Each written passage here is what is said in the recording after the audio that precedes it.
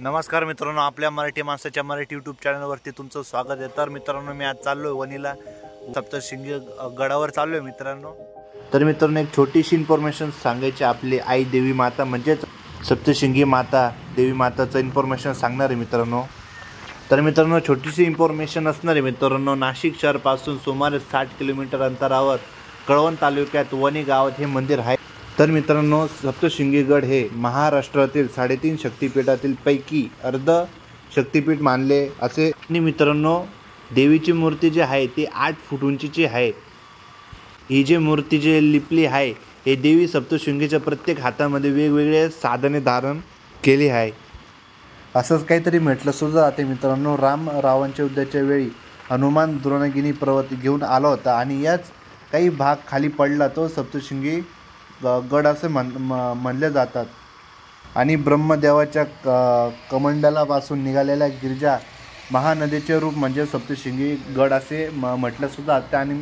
आणि मित्रांनो, महिषासूर नावाचा राक्षस माजला होता, त्याने तो ब्रह्म विष्णू आणि महिषात्रींच्या मदतीने याचना करू लागला आहे। तिघांनी आपले सामर्थ्य मित्रांनो एकाकडून एक तेजाची निर्मिती केली। या अंबेच्या रूपाने पृथ्वीवर अवतरले। या काळात महिषासूर आणि सप्तशृंगी जवळ होता। या देवीने याच देवीने महिषासूरचा वध केला, ज्याच्यातून मुक्त केले असे कथा आहे मित्रांनो। आणि मित्रांनो, मंदिर समुद्र सपाटीपासून 4509 फूट उंचीवर शिखरांनी वेढलेल्या टेकडीवर स्थित आहे। ही मित्रांनो इन्फॉर्मेशन आहे, ही इंटरनेटवर बघूनच मी तुम्हाला माहिती दिली मित्रांनो।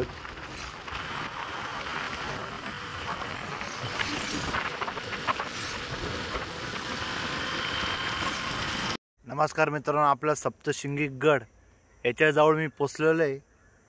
तर थोडासाच रस्ता बाकी, फक्त 9 किलोमीटर बाकी मित्रांनो, तरी पण चला पोचू आपण। जय महाराष्ट्र।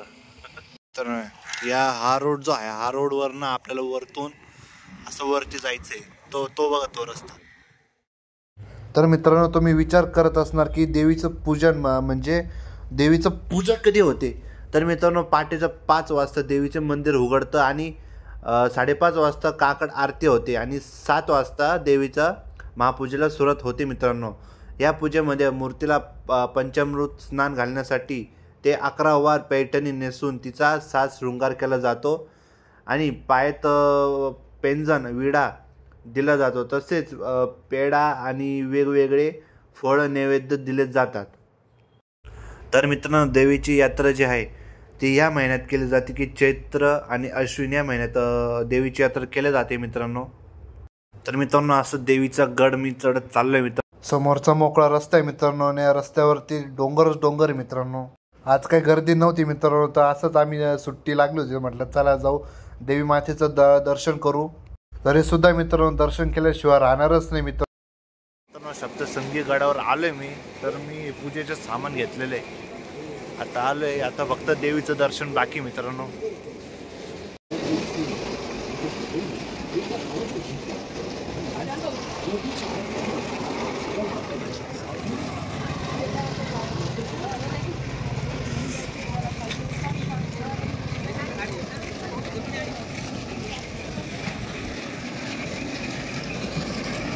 फायनली मित्रांनो मी पोचलोय, घाम झालोय, थकलोय, पण देवीचं दर्शन घेणं खूप महत्वाचं आहे।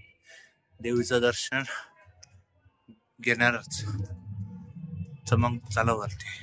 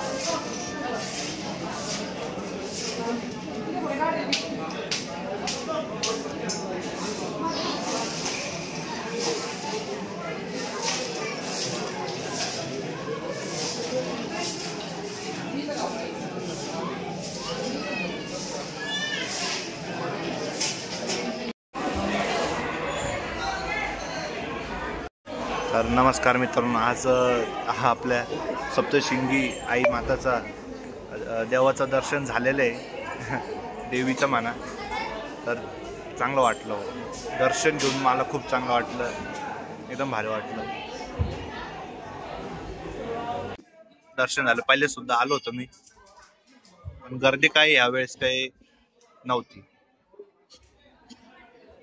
म्हणजे गर्दी काही एवढी नव्हती हो आज, पण इतर वेळेस खूप गर्दी राहते.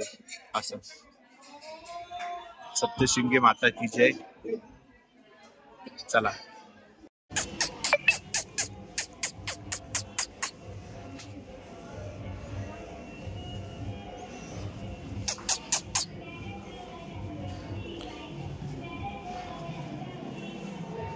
सप्तशृंगी आईगडाचा जे आहे ते दर्शन झालेलं आहे मित्रांनो. तर आता मी जे समोर आहे त्या तलावात मी जाणार आहे. हे बघा, तुम्हाला दाखवून देतो मित्रांनो. हे जे तलाव आहे तिथं मी आता जाणार आहे. चला आता.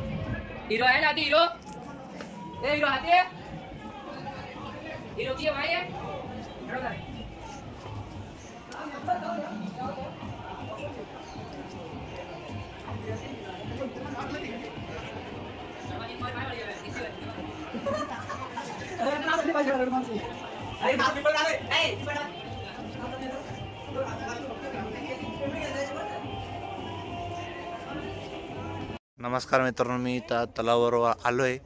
तर आंघोळ तर नाही केली, पण हातपाय धुतले. बघा, मस्त सूर्य आहे, मस्त नजारा आहे, मस्त डोंगर आहे.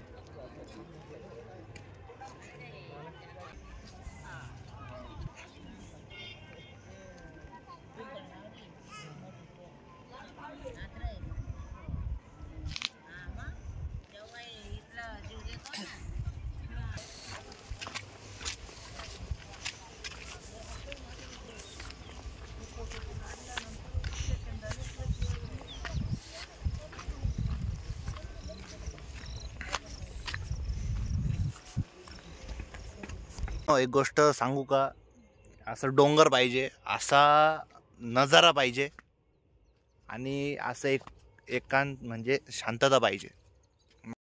मित्रांनो, हे बघा, एवढा मस्त नजारा आहे, चांगला सूर्य आहे, मस्त डोंगर आहे, आणि एकांतामध्ये मस्तपैकी शांतता आहे.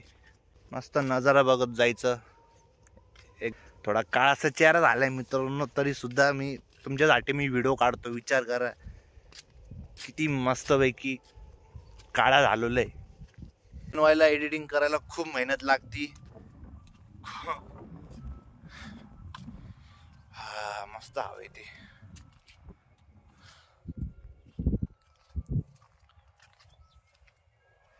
इतकी शांतता पाहिजे फक्त जीवनात, काहीच नको.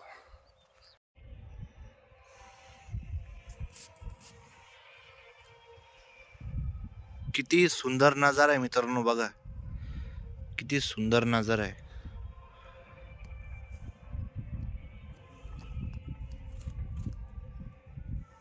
आणि ती आपली आई देवी माता, सप्तशृंगी माता. दर्शन झालेलं आहे मित्रांनो. असं चला म्हटलं, थोडाफार आता टाइमपास करू म्हटलं. आता असंच मित्रांनो, सुंदर नजारा आणि शांतता त्या शहरात कुठंच भेटत नाही मित्रांनो. कारण की नाशिक झालं, मुंबई, पुणे वगैरे जे झालं, त्या नाशिक शहरामध्ये म्हणजे कुठल्या पण शहरामध्ये असं शांतता भेटतच नाही. पण इथं शांतता म्हणजे शांतता आहे, आणि असं शांतता कुठंच पाहायला भेटणार नाही मित्रांनो. आणि आता संध्याकाळ पण होते, आणि आता जाण्याचा टाइम पण होतोय मित्रांनो. चला मग, आता हा व्हिडिओ इथंच बंद करतो.